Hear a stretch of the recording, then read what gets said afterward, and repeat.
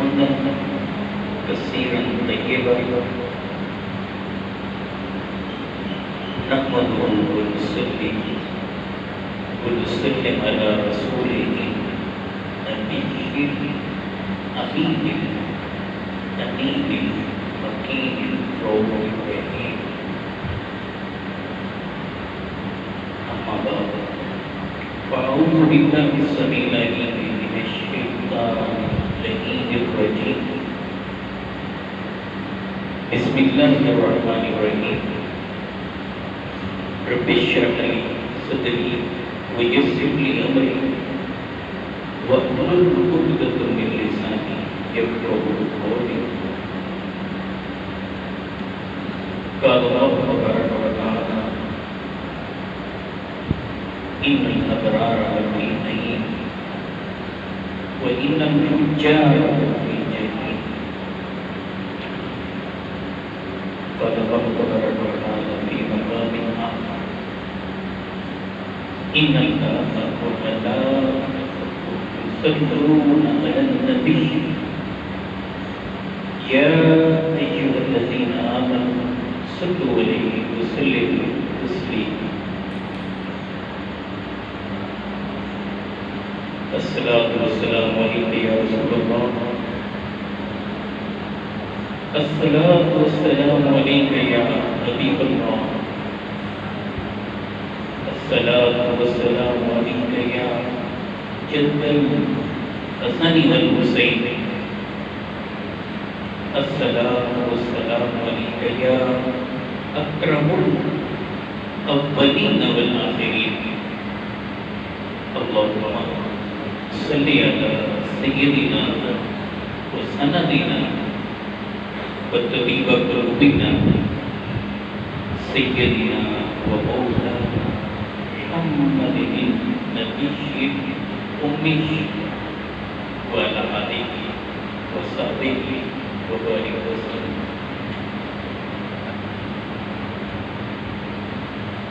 عزیزان گرامی ہمارے محترم بھائی محترم محمد سعید استاد صاحب ہم سب سے پچھڑ کر اللہ کی بارگاہ میں حاضر ہو چکے ہیں. آج ہم سب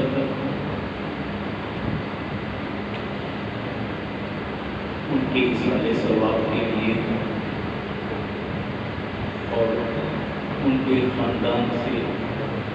تعزیت کے لیے یہاں پر حاضر ہوئے ہیں. سب سے پہلے تو ہے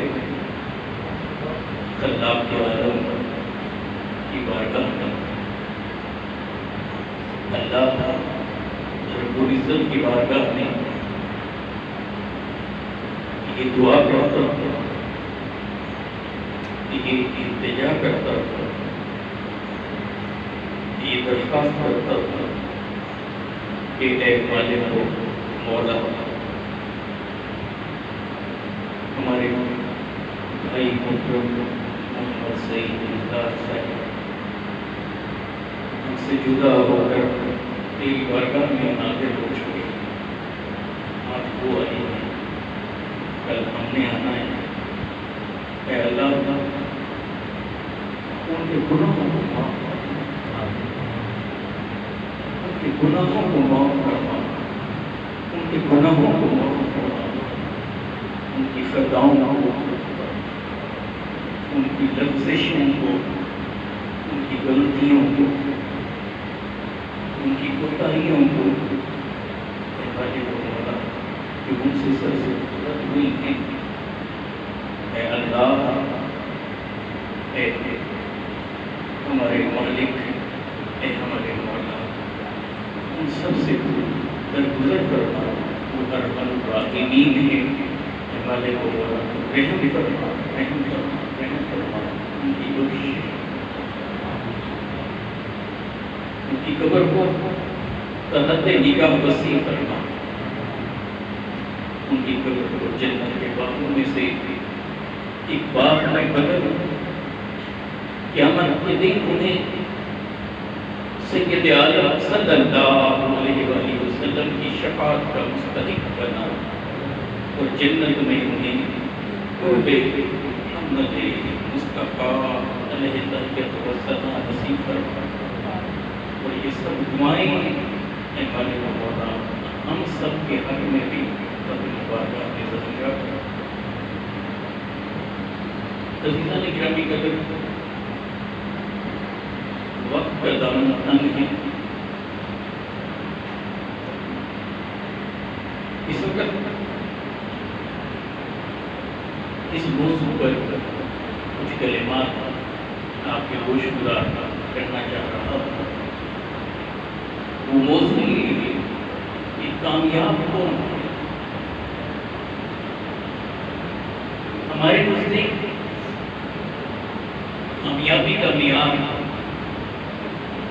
کچھ اور ہے۔ اللہ اور اللہ کے محبوب صلی اللہ علیہ وآلہ وسلم کے نزدیک کامیابی کا معیار کچھ اور ہے۔ ہم سمجھتے ہیں کہ دنیا کے اندر اگر ہمیں مال و متاع مل جائے، ہمیں عہدہ و سلطنت مل جائے اور ہم دنیا کی آسائش کو حاصل کر لیں، تو ہم سمجھتے ہیں کہ شاید ہم کامیاب ہیں۔ حقیقی کامیابی کیا ہے؟ حقیقی کامیابی یہ ہے کہ بندہ اس دنیا میں بھی کامیاب ہو، کامران ہو، اور جب اس دنیا سے آنکھ بند کر لے اور برزخ کی وادی میں اترے تو وہاں بھی کامیاب ہو۔ دنیا اور اس کے حسن کو طلب کرنا اس کی ممانعت نہیں ہے، مگر دیکھنا یہ ہے کہ جو دنیا کے اندر جو کچھ بندہ طلب کر رہا ہے، جس کے لیے سٹرگل کر رہا ہے، جس کے لیے دو دو کر رہا ہے، دن رات ایک کر رہا ہے، محنت کرتا ہے، مشقت سے کام لیتا ہے، اپنی ذہانت اور فطانت کو گروہ کار لا کر کچھ اچیو کرتا ہے، صرف دیکھنا یہ ہے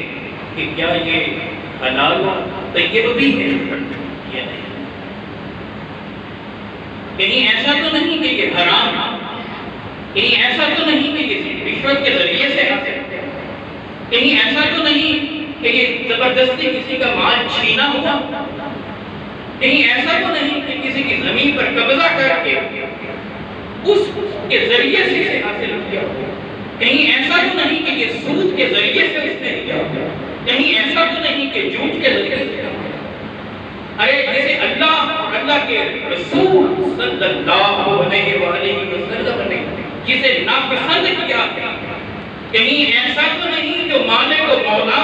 اور اس کے محبوب کے نزدیک جو ناپسندیدہ تھا اس نے اس کے ذریعے سے، اگر یہ اس کے ذریعے سے کیا تو پھر اس کی آخرت بھی تباہ ہو گئی، اس کی دنیا بھی۔ یہ دنیا کا مال اس کے کسی کام کا نہیں، ارے یہ دنیا کی زندگی یہ چند روزہ زندگی، ارے یہ کتنا جینے گا، کتنے یہ ایام نکال جائے گا، کتنے ماہ یہ لے لے گا،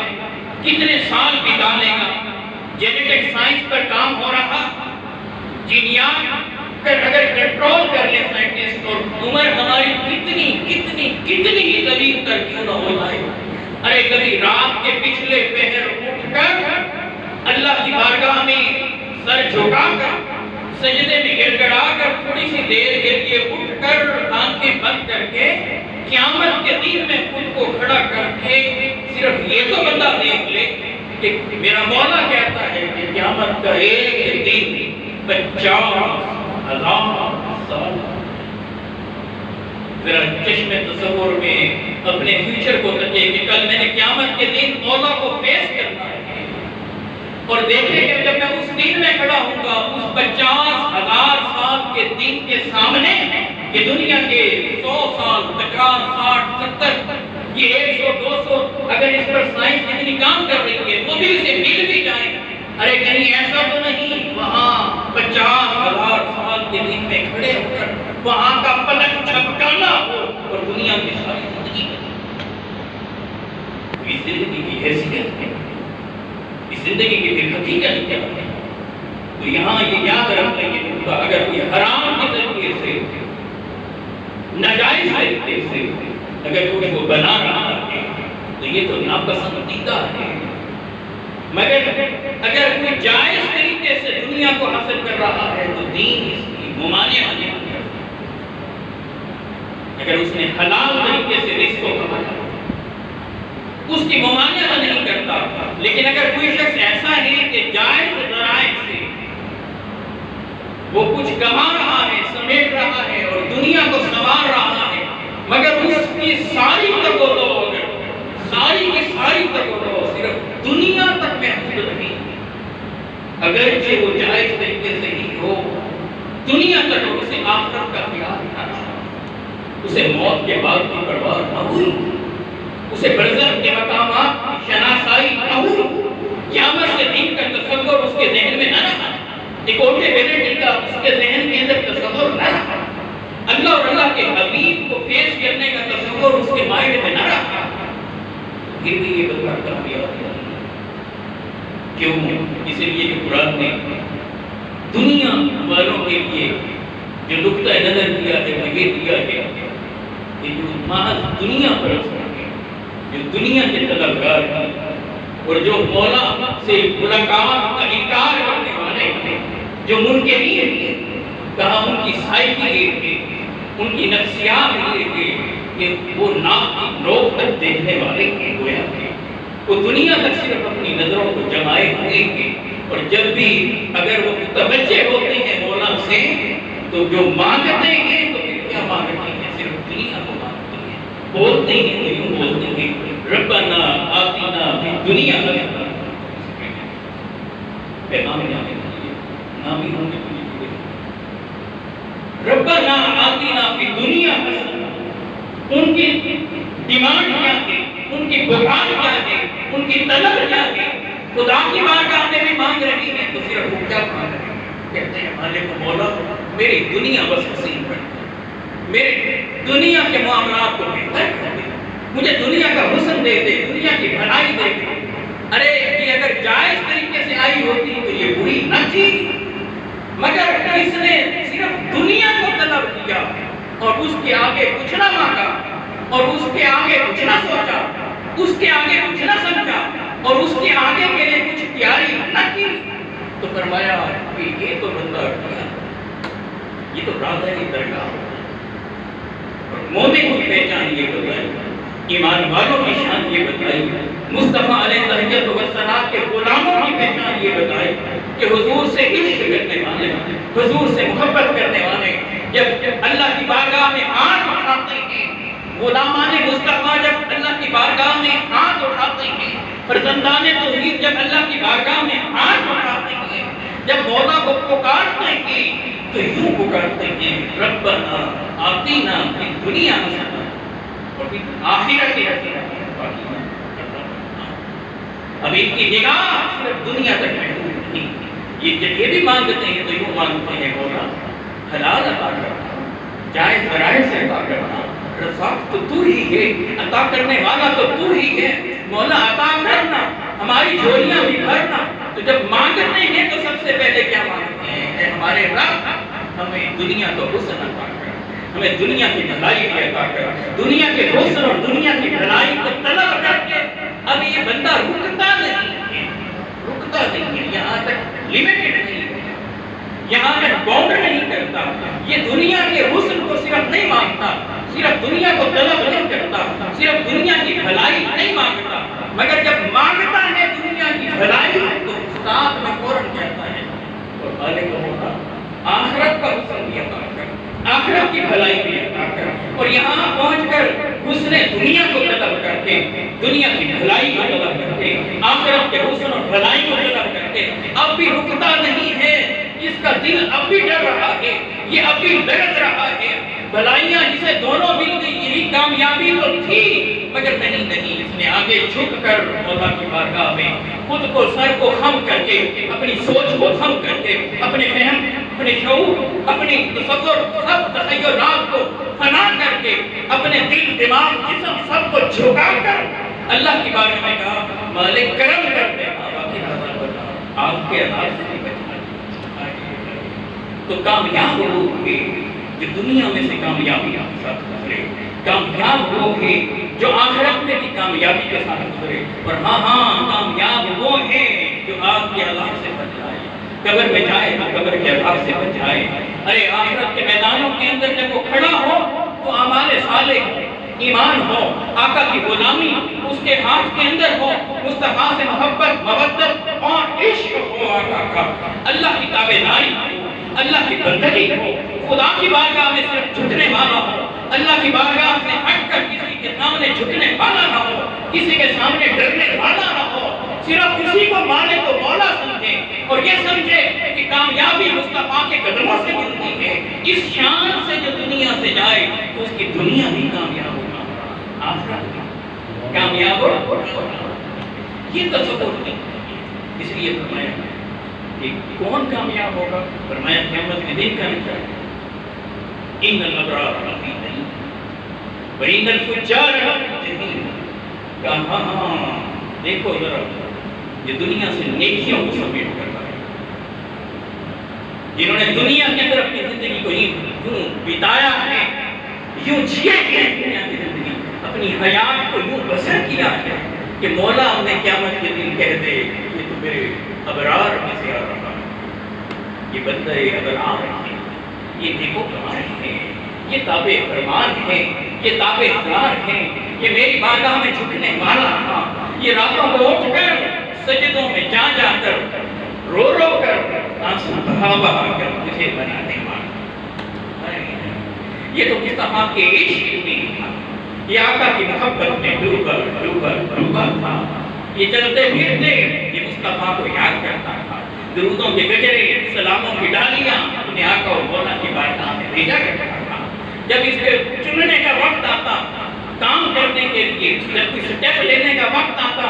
ارے یہ کوئی سٹیپ چھوڑے لیتا تھا، کیا کرتا تھا؟ پہلے مولا کو دیکھتا تھا اور اس کے محبوب کو دیکھتا تھا، یہ جو سٹیپ لے رہا ہے کہ اللہ راضی ہوگا اس سے، اس کا محبوب راضی ہوگا اس سے۔ اگر اللہ اور اللہ کے محبوب ناراض ہوں اس سٹیپ سے، اس سٹیپ کو چھوڑ کر پیچھے ہٹ جاتا تھا، اور اگر اسے معلوم پڑتا تھا کہ اس کام کے کرنے سے مولا بھی خوش ہوگا، اس کا محبوب بھی خوش ہوگا، تو یہ آگے بڑھ کر اس سٹیپ کو لے لیتا۔ یہ اس بندے کی متفق علیہ حدیث بخاری اور مسلم کی حضور ختم مکتوب علیہ السلام سے پوچھا گیا۔ اب یہاں ایک نقطہ میں یہاں جو آپ سے شیئر کر رہا ہوں، حدیث طیبہ کی بات کو سمیٹ دیں، یاد رکھ لیں اس بات کو کہ اب یہ ابرار ہی یہ کیسے بنتے ہیں، اس کی دو جہتیں ہیں۔ پہلے تو یہ کہا کرتے تھے کہ ایک سے ہم لوگ بحیثیت امہ، من حیث المجموع، من حیث القوم، بحیثیت امت کے ہم ایک ذاتیہ سے غافل ہوتے ہیں، لیکن آج کے اس دور پر جب ہم نگاہ ڈالتے ہیں تو یہ لگتا ہے کہ دونوں پہلوؤں سے غافل ہوتے جاتے ہیں۔ کون سے پہلو ہیں جو بندے کو ابرار بناتا ہے؟ خلاصہ صرف آپ کے سامنے رکھتا ہے، یہ ہے کہ بندہ حقوق اللہ اور حقوق العباد، ایک طرف بندے کا تعلق اللہ سے مضبوط جڑا اور دوسری طرف اس کی مخلوق کے حقوق کو ادا کرنے والا۔ حقوق اللہ بھی یہ لازم ہے، حقوق العباد بھی یہ ضروری ہے۔ ایسا نہیں ہو سکتا کہ ہم کہیں کہ کامیاب ہو جائیں صرف سجدوں میں گرے پڑے رہیں، دن بھر روزے رکھیں، قرآن کی تلاوت کی کثرت کرتے ہیں، مگر جب کسی کا حق دینے کی بات آئے تو حق نہ دیں، جب کسی کی وراثت بنتی ہو تو اس کی وراثت، کسی سے قرض لیا ہوا ہے تو اسے واپس نہ لو۔ لوگوں کے مال کو ایسے ہم کھا کر ہڑپ کر کے بیکار کر دیں اور حرام لیتے ہوئے بھی یہ ساری کی ساری آپ دیکھیں کسی نہ کسی جیب سے کسی نہ کسی زاویے سے یہ حقوق العباد کی بحالی ہے. ادھر سے سجدے کر رہے ہیں، رکوع کر رہے ہیں، قیام کر رہے ہیں، سجود نہیں، روزے رکھتے ہیں، حج کرتے ہیں، عمرے کرتے ہیں، بہت سے یہ سارے کام اچھے ہیں جائیں.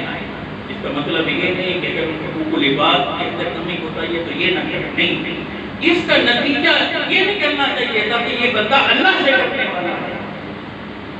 تو پھر اس کی مخلوق کے حق کو حسد کر رہا ہے، حقوق العباد کو نہیں پورا کر رہا. اگر ہمارا ایمان پاورفل ہوتا، مکمل ہوتا، طاقتور ہوتا تو پھر ہم اللہ کو بھی مانتے، اللہ کی بھی مانتے، پھر ہم نبی علیہ السلام کو بھی مانتے، نبی علیہ السلام کی بھی مانتے. اب ہمارا حال یہ ہے اللہ کو تو مانتے ہیں مگر جب اللہ کی ماننے کی بات آتی ہے مانتے ہیں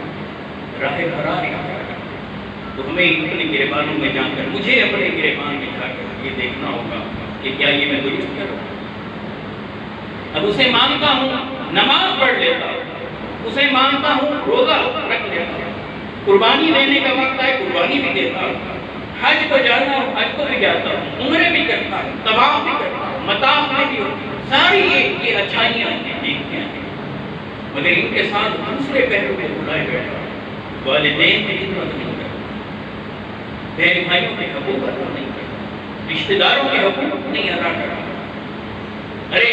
اللہ کو مانا تھا تو پھر اللہ کی بھی ماننی ہے، مصطفیٰ کو مانا تھا تو غلامی کا حق یہ تھا کہ مصطفیٰ نے جو نظام کیا ہے اسے بھی مانو، اور انفرادی طور پر بھی مانو، اجتماعی طور پر بھی مانو.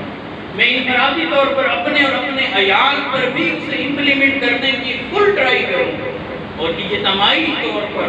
اجتماعی سطح پر ملک کی سطح پر وہاں بھی اللہ اور اللہ کے رسول کے نظام کو غالب کرنے کے لیے اپنی ساری صلاحیتیں لگا رہا ہوں. اس لیے کہ میں ان کا غلام نہیں، میں غلام ہوں تو مصطفیٰ جن کے لیے قرآن بولتا ہے، ان کا انٹروڈکشن کراتا ہے، تعارف دیتا ہے، وہ الذی ارسل رسولہ بالہدی ودین الحق لیظہرہ علی الدین کلہ. حضور تشریف اس لیے لائے تھے تاکہ اس دین کو، اسلام کو، اس نظام کو تمام نظاموں پر، تمام باطل نظاموں پر اس کو غالب کرے. اس کے لیے بھی لوگ کریں. اور ہم کیا کر رہے ہیں؟ صبح صبح اسٹیٹ بینک آف پاکستان بیٹھ کر مارکیٹ ریٹ طے کرتا ہے اور سب کو معلوم ہے کہ سود حرام ہے، اللہ اور اس کے رسول کے ساتھ جنگ کرنی ہے اور ہم سوئے ہوئے ہیں. یہ اجتماعی طور پر یہ نظام دیکھیں تو ہم کدھر جا رہے ہیں. انفرادی طور پر مجھے دیکھنا ہے کہ میں کیا چیزیں دے رہا ہوں، اپنے بچوں کو کیا دے رہا ہوں، حرام کھلا رہا ہوں یا حلال کھلا رہا ہوں، جھوٹ پر مبنی ان کو رزق دے رہا ہوں یا سچائی پر مبنی رزق دے رہا ہوں. اس لیے جب حضور علیہ السلام سے یہ پوچھا گیا صحیح بخاری اور مسلم کی روایت کہ یا رسول اللہ اللہ کو سب سے زیادہ محبوب ترین اور پسندیدہ عمل کیا ہے؟ پہلا تجربہ کا السلام الصلاۃ علیہ میں نماز کو وقت پر ادا کرنا. یہ اشارہ تھا اس بات کی طرف کہ حقوق اللہ ادا کرتے رہتے ہیں. پھر پوچھا گیا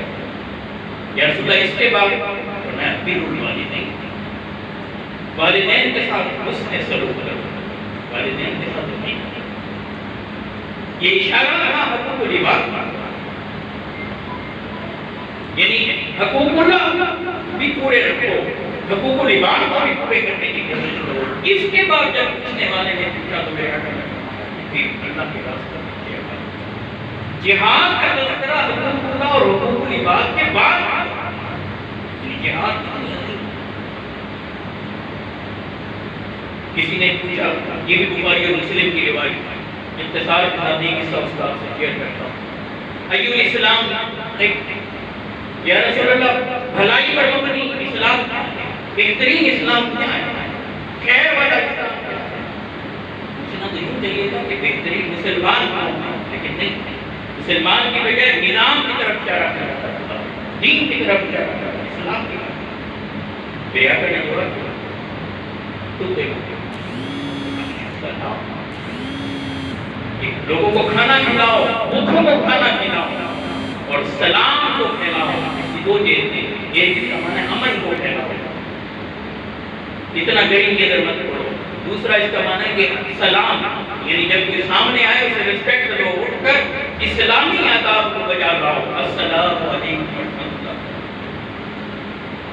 کہنا سنت ہے، جواب دینا واجب ہے. اسے سلام کرو. اب ذرا بتائیں، ہم ارد گرد میں دیکھتے ہیں کتنے لوگ مخلوق الحال بھوکے، کھانے کو نہیں ملتا، 2 وقت کا کھانے کو نہیں ملتا. کیا ہم انفرادی طور پر ان لوگوں کی مدد کر رہے ہیں؟ اللہ نے اتنا اہتمام، اور کیا اجتماعی طور پر ہمارا نظام ان لوگوں کی مدد کر رہا ہے؟ میں سلام، اور یاد رکھیں کسی نیکی کو معمول نہیں ہوتا. یہاں میں ترمذی کی روایت، میرے آقا علیہ السلام نے فرمایا کہ جب 2 مسلمان آپس میں ملتے ہیں، مصافحہ کرتے ہیں، بامی مسلمین یلتقیان، جب 2 مسلمان آپس میں ملتے ہیں اور ایک دوسرے سے سلام کہتے ہیں، فرمایا اللہ ان دونوں کے گناہوں کو معاف کرے. حضور کی رحمت دیکھیں کیسے برسے.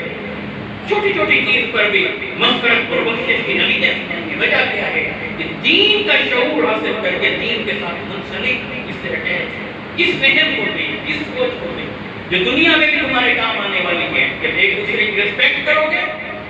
سلام کہو گے، احترام دو گے، آنے والے کے لیے کھڑے ہو کر سلام کا جواب دو گے، تو تمہارے ریلیشن شپ واپس میں دکھتا ہے، تعلقات بڑھیں گے، اکڑ ختم ہوگی، تکبر ختم ہوگا، تکبر ختم ہوگا. یاد رکھیے. اور دوسرا بھی پیدا کیا ہے کہ مغفرت اور بخشش کی نیت، اور چھوٹی چھوٹی چیز پر. مستدرک امام حاکم کی روایت ہے، میرے آقا علیہ السلام نے فرمایا کہ جب کوئی بندہ کسی کو اس کے پاس مہمان آئے، مومن آئے، مسلمان بھائی آئے، اسے صرف تکیہ پیش کرتا ہے، ایک لگانے کے لیے تکیہ دیتا ہے. فرمایا کہ اللہ تبارک و تعالیٰ اس کی اس عمل سے خوش ہو کر اس کی مغفرت کرتا ہے. اور حضور تو چھوٹی چھوٹی بات پر امت کی پرواہ کرتے تھے. سوال تو یہ ہے کہ ہم نے آقا کا کیا کیا؟ صحیح مسلم کی روایت ہے کہ حضور نبی اکرم صلی اللہ علیہ وسلم سورہ مائدہ کی ایک آیت کی تلاوت فرما رہے ہیں. سورہ مائدہ کی آیت کی تلاوت آقا علیہ السلام فرما رہے ہیں. اور اس کے اندر جب اس مقام پر پہنچے اپنی برکت علیہ السلام کہ اے سیدنا عیسیٰ علیہ السلام کی اس قول کو دہرایا ہے، اے اللہ اگر تو انہیں عذاب دے تو یہ تیرے بندے ہیں، اگر تو انہیں معاف کر دے تو غالب حکمت والا ہے. تو اس کے بعد حدیث کے الفاظ ہیں، پھر آقا نے برفا یدی، آقا کے ہاتھ اٹھ گئے اور پھر حضور پاک صلی اللہ علیہ وسلم فرمانے لگے اللہم امتی امتی امتی بقا. سیاہ ستہ میں سے دوسری چھوٹی کی کتاب صحیح مسلم کتاب الایمان کی حدیث آپ سے شیئر کر رہا ہوں. حضور زاروں قطار ہونے لگے، زاروں قطار رو رو رو کر حضور بول کیا رہے ہیں، اے اللہ میری امت میری امت میری امت. ادھر باری تعالیٰ جبریل کو بلاتے ہیں، اے جبریل جاؤ اذهب الى محمد، میرے محمد میرے محبوب کے پاس جاؤ اور ان سے پوچھو ما یا رسول اللہ، اے اللہ کے رسول کس چیز نے آپ کو بلایا؟ اور یہ کہہ کر اللہ پاک جبریل سے کہہ رہا ہوں اللہ بہتر جانتا ہے، اللہ جانتا ہی ہے مگر گویا کہ یہ جبریل کو بھیج کر محبوب سے سوال و جواب کر کے امت کو میسج کیا جا رہا ہے. ذرا توجہ تو کرو، تمہارے محبوب تمہارے لیے کس قدر کس کی ضرورت ہے. جبریل آ جاتے ہیں، حضور کی بارگاہ میں آتے ہیں اور آقا سے کہتے ہیں کہ یا رسول اللہ کیوں رو رہے ہیں؟ تو حضور ایک ہی زبان پر لاتے رہے امتی امتی امتی میری امت میری امت میری امت. حضور کا عشق دیکھیں ہم سے کتنا تھا، حضور کی محبت دیکھیں ہم سے کتنی تھی. اور ہم ذرا سوچیں اپنے گریبانوں میں ذرا آپ کے پچھلے پیر اپنا محاسبہ کریں کہ جو نبی ہمارے لیے اتنے تڑپتے تھے، آنسو بہاتے تھے، ہمارے لیے روتے تھے، ہم ان کی خاطر اتنا اپنے آپ کو سنبھالنا تو پھر بھی اپنے آپ. جبریل یہ پیغام لے کر چلے جاتے ہیں اللہ کی بارگاہ میں، یا رسول اللہ وہ اپنی امت کے لیے ہو رہے ہیں. تو اللہ پاک نے پھر بھیج دی جبریل جاؤ میرے محبوب کے پاس، اور انہیں یہ مصطفیٰ سنا کہ اللہ پاک فرما رہے کہ اللہ فرما رہا ہے، یہ حدیث قدسی ہے، ان نسلوں کا اپنی امت دیکھا، میرے حبیب کو جا کر بتا دیجیے، انہیں یہ خبر دیجیے کہ باری تعالیٰ فرما رہا ہے اے محبوب روئے مت، آنسو مت بہائیں، گھبرائیں مت، پریشان مت، اللہ آپ کو آپ کی امت کے معاملے میں اسی منظر کو سورۃ دورہ میں کیا حضرت اللہ نے بیان کیا، وَدُّھَا وَاللَّيْلِ إِذَا سَجَىٰ مَا وَدَّعَكَ رَبُّكَ وَمَا قَلَىٰ وَلَلْآخِرَةُ خَيْرٌ لَكَ وَلَسَوْفَ يُعْطِيكَ رَبُّكَ فَتَرْضَىٰ وَلَسَوْفَ يُعْطِيكَ رَبُّكَ وَلَسَوْفَ يُعْطِيكَ رَبُّكَ فَتَرْضَىٰ۔ ان قریب ہے حبیب، ہم آپ کو راضی کریں گے، اور ایک حدیث کہ جس میں آقا علیہ السلام پر جب یہ آئی تو حضور نے فرمایا جب تک میرا آخری امتی بھی جہنم میں ہوگا تب تک میں اپنے مالک سے راضی ہوں۔ گفتگو ختم ہوئی، آج کی بات یہاں روک رہا ہوں، اب صرف ایک سوال خود سے کر رہا ہوں، وہ یہ کہ وہ نبی جو قیامت کے دن ہماری شفاعت کرے وہاں، اور یہ یاد رکھ لیں قرآن اور حدیث کی روشنی میں رسپانسبلٹی کے ساتھ خرچ کر رہا ہوں کہ ہر ایک کی امت میں سے ہر ایک کی شفاعت فرمائیں گے، حتیٰ کہ جس کے دل میں رائی کے دانے کے برابر ایمان، بلکہ اس سے بھی کم، اس کو بھی اپنی شفاعت سے بہتر یہ ذہن میں رکھیں۔ اب میں صرف سوال یہ کر رہا ہوں، اگر قیامت کے دن جب میں اپنے رب کو فیس کر رہا ہوں، رب کے سامنے کھڑا ہوں، میرے رب نے کر میرے محبوب سے پوچھا یہ کون ہے، میرے حضور نے کر مجھے قبول کر لیا، اور رب کو جواب دیا امتی، میرا امت، اور میرے رب نے پلٹ کر مجھے دیکھا، میرے نام اعمال کو دیکھا، وہاں لکھا ہوا ہے جھوٹ بولتا، دنیا میں جو سود کھاتا تھا، چغلی کرتا تھا، غیبت کرتا تھا، لیگ پلیگ کرتا تھا، بس میں صرف پوچھنا یہ چاہتا ہوں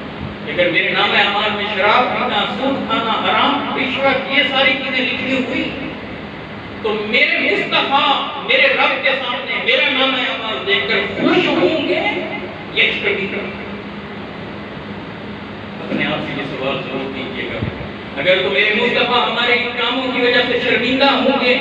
تو کیا وقت آ نہیں دیا کہ حضور کی خاطر ہی صحیح گناہوں سے جان چھڑا لیں آج تو وقت، اور اپنے ایک بیٹے کو، اپنے ایک بچے کو، اولاد میں سے ایک بچے کو حضور کے نام پر مختص کر دیں، اسے قرآن مجید سکھائیں، قرآن کو حفظ کروائیں اگر ممکن ہو ٹرانسلیشن کے ساتھ، اور حدیث میں سے صرف اتنا حصہ اسے معلوم ہو کہ حلال اور حرام کا پتہ چلے کہ گھر کے اندر جب کوئی معاملہ ہو، جب میں کوئی غلط کام کرنے لگوں تو میرا بیٹا کھڑے ہو کر مجھے پیار کے ساتھ، ادب کے ساتھ، احترام کے ساتھ صرف یہ جملہ تو بول دے بابا یہ کام ہمارے آقا نے نہیں کیا، آپ نے کرنا، آپ اپنے بچوں کو پڑھائیں، ماڈرن ایجوکیشن دلوائیں، بی ایس کروائیں، انہیں آپ M Phil, P H D, post P H D, C S S کروائیں، ججز بنوائیے، منسٹر بنوائیں، پی ایم بنوائیں، سب کچھ بنوائیں، مگر اس سے پہلے اچھا انسان اور مصطفیٰ۔ السلام علیکم۔